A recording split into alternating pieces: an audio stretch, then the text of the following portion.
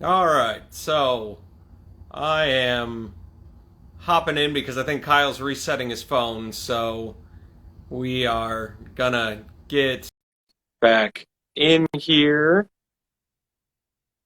And yeah, looks like things went down. Hey, Kyle. Yay!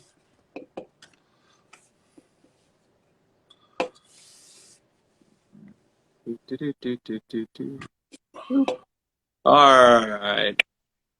Hi. Okay. There we go. So we got Scott, and we got TJ, and we got SC Kyle. And I have a feeling that St. Whoa, whoa, Louis whoa, whoa. Kyle might be resetting his phone. So I'll be Sawdust Oh, Talk. you. I'm Sawdust I think Talk. you offended Um, Kyle. You That's offended below the Kyle. belt, TJ. It's North Carolina, not South. Mm. oh, I'm sorry. That's all right. Same difference. One of the Carolinas, right? Okay. Get this. Get this. Kyle should be popping in here in a second, I think. And I had a great segue question for Scott, and I don't remember what it was now. Yeah, we're gonna have to do a GoFundMe for Kyle a new phone. I'm telling you, man. Or like an air conditioned shop, dude, something. I'm sitting here sweating in mine because I don't want to turn on the fan Dude, and it's I'm all about to. loud. I'm not hot, dude, but the flies are just, dude, they're killing me right now. Okay. Well, I have asked Kyle, and it says only three guests can be in your live room. And I only see two. Is he in here and I can't see his video feed? I'm not seeing him. I don't see him. All right. Well, I'm trying here, boys and girls. Maybe you should just kick us all out and let Kyle start it up again. I guess so. His poor phone was just giving it heck. It's okay, Scott. We'll give you a bonus 20 minutes for being a good Oh, sport. God. Hey, if Kyle can last that long with those flies. Dude, I'm not turning my fan on. I'll be right back. Hold on. I'm just going to turn my fan on. Okay, I have accepted Kyle's request, and I have requested Kyle as well. Okay. Yes, I've got to turn my fan on. Tell me this is too loud, guys, because I got to turn it on. Yeah, we'll be all right, man. I think we can hear you. And besides, I'm practically screaming into my phone at sometimes, so, I don't trying want not to too loud blast you guys. background. Kyle's over here trying so hard, so we're gonna hit some buttons a little bit more, and yeah, it's got a request in there, and I've confirmed him. We'll figure it out. Anyway, let's throw another question up on here. Ooh, awesome question from Ed again. Let's talk a little bit about your initial startup costs, man. What did you throw at it when you first got started? $0. Zero. So you took your gear and you made it work. We made it work, and then we would save up enough money, buy a tool, and save up some more money and buy a tool. And you know that's one of the things that I'm my mind just is blown that we started this company and didn't put a dime into it, and everything has just you know been paid for through the company. That's so awesome, man. And again, $20 on Facebook. That's Yeah. still baffling to me. Um, so here's another one. Kyle looks like he's having some more phone problems. Ed's just dropping knowledge bombs over here left and right. What do you think you want your business to be known for? I'm sure that the built-ins are treating you pretty dang well, but is there one thing in particular that you'd um, like to sort of maybe specialize in, or I want to be known for our service being top notch. I mean, I don't care what I build. I mean, that doesn't really affect me. It's the being on time, cleaning up after myself, and that kind of stuff. Has been one thing that I, pride myself into, uh, letting our business be known for that. That they can trust us. They can, know that we're going to do everything that we can to make everything beautiful for them. And then if something happens, I've had people call me a couple months down the road and they're like, "Hey, I had an accident. and this happened or that. And I'm like, I put them right on the list of going out and taking care of it. So, you know, That's awesome, man. I think that, you know, there's always going to be somebody who's going to try and price you out, right? mhm. But selling on price is just tricky. Oh yeah. But service is something that you can promise and stand behind Hmm. and take responsibility to deliver Oh yeah. at every opportunity. And I mean, I think that just goes to show that you got your head screwed on straight and you're running your business the right way, man. I think that's so cool. Yeah. I Uh, mean, and I'm one that, I came from a company that like they always talked about customer service. And, that was one of the things that, I was like, if I'm going to have my own business, that's going to be my top priority is the customer. Whatever I can do to make them have an experience too. I mean, if we're bringing in something to refurb for them, like furniture or something, they're getting updates all through the process. So they're actually kind of almost sitting in our shop watching it happen. that's really cool. And if you guys see these silhouettes of my arm going up here and poking my screen, I keep trying to come up with different ways to invite Kyle's various accounts into the chat. So we'll get him in here. Kyle, Yes. that's here. Kyle in the green shirt. Kyle, why don't you either throw your own out there, or this is a good one from J May. Yeah. And I got a good segue for this one. J May's Woodworks says, when a customer calls, what's the least favorite thing to do and the most enjoyable thing to do? Least favorite is anything outdoors, like exterior stuff. I'm just being by myself. I just don't want to try to go that route. Um, Now, if I get people hired on, then I could look at that. But the most enjoyable thing is just somebody that's open for anything and everything. Like they come to us and say, "I want a closet done, but I don't know what I want." That's my most enjoyable because then my creative mind goes, and I'm like, "Ooh, we can do this, we can do that," and then sometimes I get myself in trouble for doing that because then I have to deliver it. Now, a segue to that. So, with your builds, do you have a preference in material? And also, do you have a preference whether you would rather stain, naturally finish, or paint projects? So it just depends on the room, I guess. We go in and I start looking at how they have their decor in the house. What's their paint colors? I'm already in my head going, okay, this would be nicely stained, or this would be nice, if we painted it, or, I'm already in my head as soon as I see the space, kind of seeing what is best. I mean, we had one of the last entertainment centers we built. It was 11.5 foot long top, and they wanted it painted. And the customer's a good friend of mine, and I just called him up. I said, I cannot paint this top. I said, we're staining this top. And he's like, okay, let's do it. And then after we installed it, he says, I'm glad you talked me into that, like, because it just made that whole thing just pop. Nice. All right, let's throw another question up here while I desperately try to get Kyle or one of the Jeffs in here. Do you want to talk about how you put together an estimate? We got a little bit of time. Okay. Yeah, so like when we do an estimate, I'll kind of go through. Now I'm to a point where I kind of know what materials would be needed, and then I just kind of throw out a material list, and then I start in my head going, okay, I got an hour. I'm going to be an hour doing this, an hour doing that, and then I just kind of come up with my estimate at that time. When I first started, I was actually by the hour.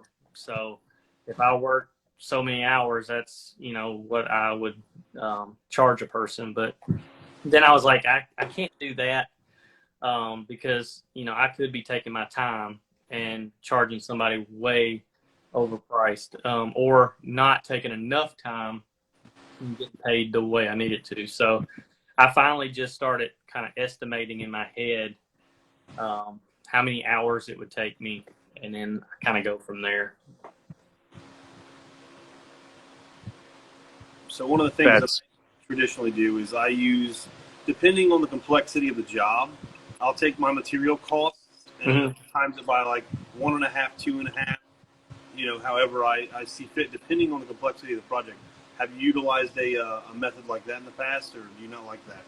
I sometimes will, if I'm kind of in the like air of kind of like, do I, you know, need some kind of structure, then I'll look at that, and then I'm like, okay, is that, you know, and I know I underprice myself a lot, because, you know, for me, I don't, you know, I don't know why I would, want to go and just charge somebody this, you know, high price for, you know, I'm still learning stuff too. I mean, I've only been doing this a few years. You know, YouTube has been my friend, through a lot of things. The Instagram community, woodworking community.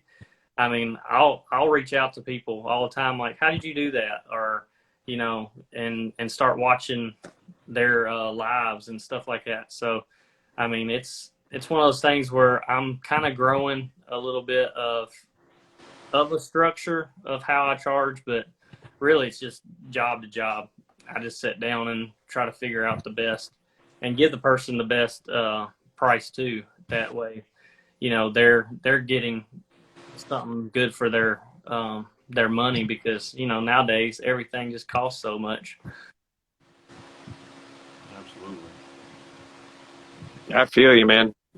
No, thankfully my business works a little bit more on the manufacturing side, so I kind of get to price in the wood that I'm using when I'm turning, or Mm-hmm. the steel if I'm welding, or and then there's a little bit of time to it, but there's a lot of price aversion for a lot of people paying $200 for what I consider to be a piece of art, and they consider something to put salad into. So like Yeah. I totally get you.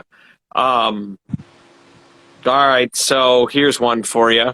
Kyle's jumping in on the questioning. We've got Milwaukee, DeWalt, or Makita. Use forever, trash, or use one of their tools. So that's like kill, marry, etc. But with Milwaukee, DeWalt, and Makita. So I'm a DeWalt guy. Um, I started with DeWalt, when I started buying new, uh, tools. I had Ryobi before, and then I, went into DeWalt. I've never had Milwaukee or Makita. I just never really went shopping there. And I'm pretty much a Lowe's guy, so can't get those two at Lowe's. Well, you're answering the question all wrong, Scott. If you had So, DJ's wallet, what would you be using right now? Answer the question. so I'm forever, DeWalt. I'd probably, use one of them, Milwaukee, and then trash the other. There you go. That's cool. Here's one for you. Ed's asking, who are your woodworking heroes? Boy, Ed, you're just flooding the questions tonight. uh, I don't really know. Like, I mean, everybody I watch and see, I pull something from them. And it could be somebody that's only got like three followers. You know, I always try to take something from, people that I'm watching. Um, and, you know, Bourbon Moth, I'd probably love to go hang out with. That would probably be one that seems like it would be a fun afternoon in the shop. But other than that, you know, the woodworking community on Instagram has, you know, been great. I mean, and especially like Sawdust Talk, getting to see every week somebody new, and getting to know them and start looking at their stuff, and then, you know, then you start just having those conversations outside of the show, and then, you know, like me and Kyle, we've had 2-hour long lives in our garages, just talking about anything and everything. And then I look and I'm like, oh, I didn't get no work done. Yeah, me and Scott cannot have conversations throughout the day and try to be productive at all. Yeah. Yeah, no, I've gone live with Kyle a handful of times, and I go into the shop with the best intentions of accomplishing something, but we get to yakking, and yeah, nothing gets done. It's so bad. Partially my fault because I'm a social butterfly, man. I won't stop talking. But yeah, man, I couldn't agree with you more. I think that the connections that I've made, compliments of Kyle and Sawdust Talk, and getting to know all of these makers, and I mean, like, I don't have a huge Instagram footprint, all things considered, but like, man, Sawdust Talk has just really opened doors to talk to people who are into things that, I mean, I couldn't even imagine myself being passionate about. And we had Woolly Petals on about 3 or 4 weeks ago. I don't know if you guys caught that one, but I mean, I learned more about felt floral arranging than I probably could have ever imagined. But now, like, I see it's like blue car syndrome, right? You buy a blue car because you think there aren't a whole lot of blue cars on the road, and the second you got it, you're seeing them everywhere. Man, I'm seeing felt flowers all over the place, dude. It's so cool. And I know that you've been following us along on Sawdust Talk and commenting and doing all kinds of stuff for months now, man. And so I'm stoked. I am so stoked to have you on tonight. And this isn't me like concluding the show or anything like that. I'm just, again, the community's incredible, and we're really glad that you're here tonight.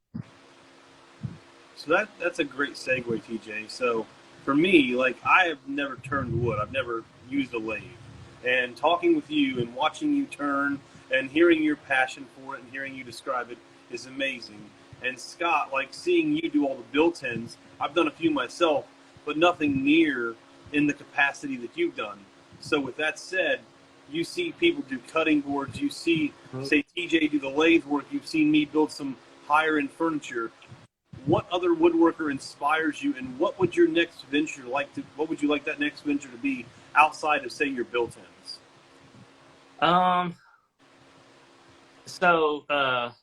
Sweet Pine with the scroll sawing signs and stuff. So she did our sign.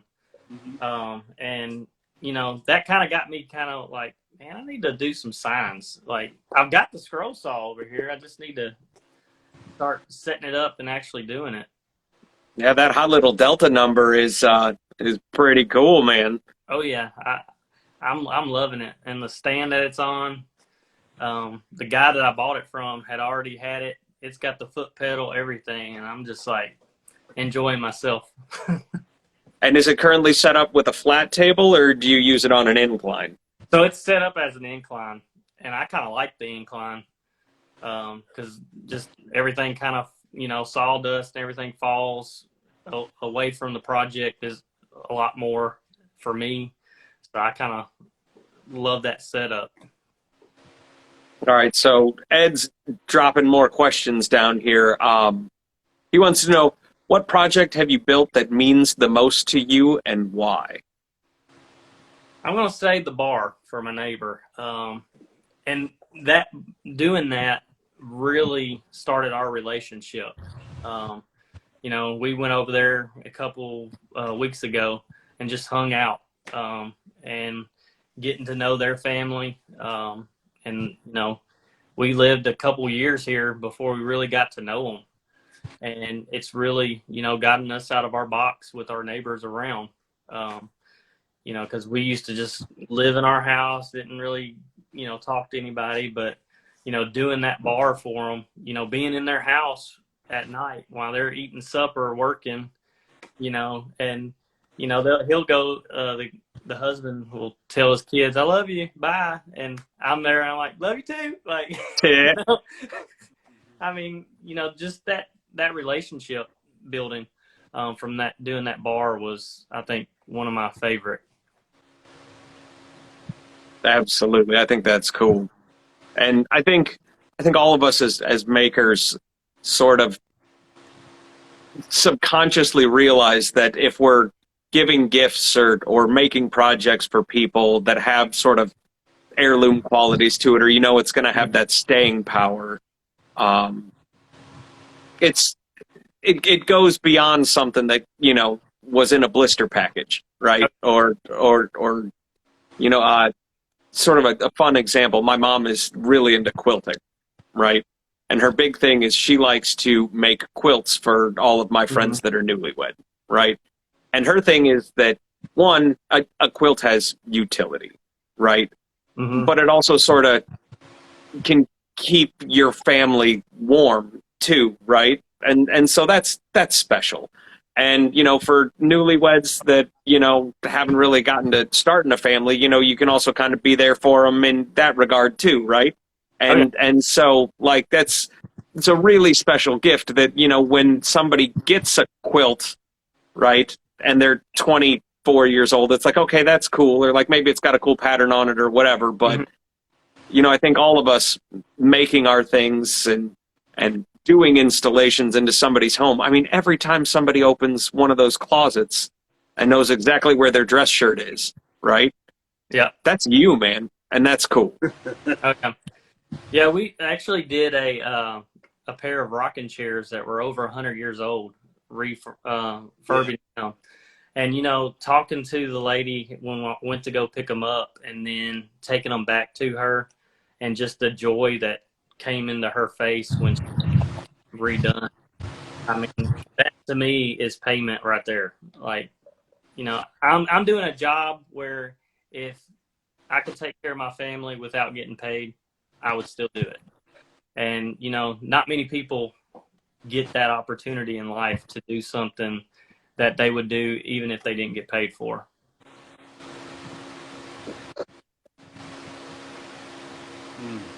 So we sort of talked about this a little bit earlier, but are you doing any other activities to help get your name out there, to build your brand, to get noticed, or are you just swamped?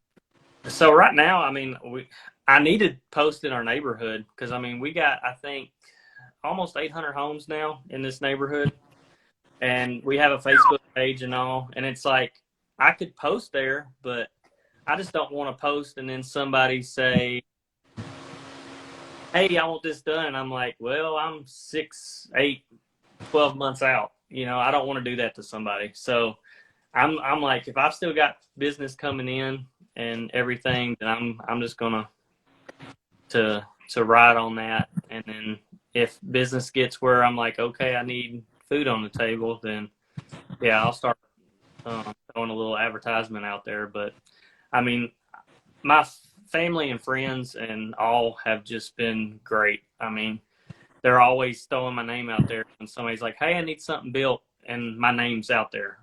And that's the best way anyways, is word of mouth. Best advertisement ever. Excellent. All right, Kyle, what you got going on? I like what he's saying, but I would just encourage you to do this. Like, even if it is 8, 9, 10 months out, put them on a list, man. Just line that work up for yourself. Because even if you contact them a month out, be like, hey, you're next on the list. If they're still interested, man, you're just solidifying that business for yourself. Oh yeah, and two, I think right now I'm trying to get our podcast that we started too. I'm trying to get that going and starting to talk to vendors about sponsoring it. So that's been something that, we're slowly trying to organically build. I mean, we've actually had a listener from Russia. It's like, it's crazy. I'm like, Putin's listening to me, It's quite the high profile client. And I'd love to talk a little bit about your podcast if you don't mind. We got about 5 minutes left, but plus your bonus time, right? Plus bonus time. So I think I saw you're on episode 6 or 7 now of the podcast. Is that right? So this will be week 9. 9. Sorry, 9. The last week was 9. This one will be 10. Tomorrow night when I record it will be episode 10. I hadn't put the last couple on Instagram just because I didn't have the time to upload them and all that. So I need to do a day where I just upload everything to get everybody on there. But I'm trying to also get people to go and get the podcast on, Apple Podcast and stuff like that, because that's where the numbers help with sponsors and everything. So trying to just get that going. But yeah, we're episode 10, and we're fixing to get started having guests on. That's what we're working at now, is trying to get that lined up. And I think one of my first ones is going to be Patrick over at Creative Workshop, because he's only like 20 minutes from here. So I was like, we'll just meet up and do the podcast. I'll tell you what, you guys all hurt my feelings, man. There's nobody out here. I'm all by myself, and you guys all got all these connections. Everybody comes to you, and I'm all by myself. Dude, don't you have one of your woodworking buddies lives like a block away from you? No, dude. My one woodworking buddy that sold me the joiner moved to Italy. Ah, that's the one. Yeah. He's in Italy. That's like down the street, right? When I look on my phone, it's just a little, just spread it over and it's right there.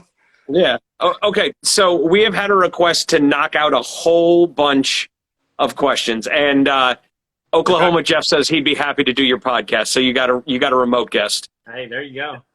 All right. So here we go. All right. Have you ever turned down a project, and why? Yes. And the reason why is because the lady was just not what I needed to have in my business. Okay. Now, I know that there is way too many words to answer this question in a short amount of time, but let's talk about how your faith plays a role in your business. It's just how I do my customer service. I love people like Jesus. Awesome answer, dude. So good. All right. Do you have contracts for your customers? And if so, do you have any specific stipulations for them? Like, do they have to pay you in like 4 installments of $20 that are nice and easy, and 1 installment in like 0.3 Bitcoins, and they got to figure out how to do it? So I don't have an actual contract. What we do is I give them the quote and they pay material. That's their down payment.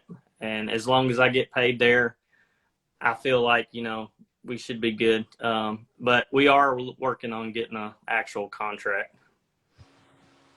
I gotcha. All right. Paper Bible or Bible app? Both. Both. Nice. Is it true that TJ is the most handsome host on this show? That's not what it says. No, it doesn't. Hey, okay, I want to say this. You got a true fan last week with your response to that. Oh, well, that's cool, man. Like, because your response was spot on last week. Well, thank you, man. I appreciate you, and I'm glad that you tuned in and you liked what you heard, dude. That's cool. And also, you can see, where is it? Yep, right there. Okay. Cornerstone Woodworking wants to know where your blow molded Jesus is hiding. See, I told you he would ask where it's at. He's on to you, bud. It's back there.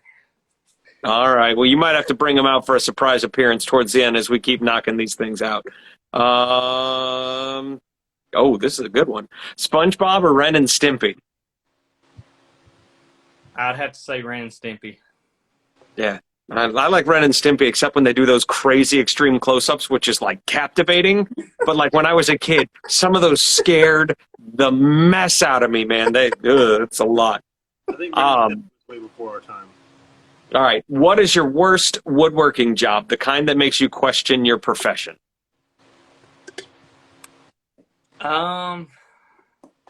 Anything that I have to be outside in this heat is why am I doing this? All right. Kyle, knock it out. Action movies or comedies? Oh, comedies all the way. Sweet tea or unsweet tea? Oh, sweet tea. My jaw's got to just like grab. Chicken or beef? Oh, beef. It's what's for dinner. Tacos or burgers? Tacos. They're Taco Bell. both by the way. Most ridiculous requests from a customer. I don't know. Yeah, I don't have one. I usually just make it happen. Where do you want to take your business, and what's next? So one of my goals is to hit 2,500 followers on Instagram. Get a sponsorship before the end of the year with somebody. And what's next? Being able to make money when I sleep. Kyle put a little segue up in the comments. What's your favorite snapback? I don't have it. So I was going to do like a Mr. Rogers where I was going to come in and change hats halfway through the show. But I would say my church hat that I've got with our church logo on it. Very cool. Dolphins or sharks, bud? Sharks. Favorite wood to work? I've got some black walnut that I want to work with. Oh, man, this is political practically. Dogs or cats? I have to say dogs because I'm allergic to cats. And it's really horrible when I go to people's house that has cats. It was the right answer. Good choice.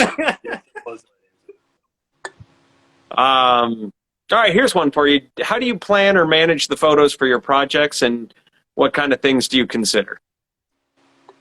So a lot of times I'll have my wife come and do pictures because I'm not that great at it, and I know it. So I try to get her to come and do final, and then all the in-between shots, I just snap it real quick and then look at them later. All right, this one's a little personal, but what percentage of your job do you suppose goes to business profit? My paycheck every week. Good answer. I make sure I get a paycheck. There you go. Geez, Louise, guys, you went nuts here. All right, so we're gonna do this one, and then Kyle and I will each ask you some wrap-up questions. Okay. And then we'll probably bring it together. But we're at 11:04 right now. So, what are you most proud of being a small business owner and woodworker? So, small business owner, I used to call myself that until I had a guy on Instagram tell me in one of his lives that if you look at your business as a small business, it'll always be small. So I don't look at my business anymore as a small business. But I am proud at what we've done in the short amount of time, and to be, zero money at the beginning and now running a business that supports my family. I mean, I'm just proud of it. That's awesome, man. All right, Kyle, you got any closers? Well, Scott, I mean, it's been a pleasure getting to know you over the past several months. I think going up on maybe 6 months, 8 months. Something like that, yeah. Following you along and hearing your story and how you told me you were in church that Sunday and God spoke to you and how everything's kind of transpired. So it's been an inspiration getting to know you, and I look forward to seeing all your future growth, bud.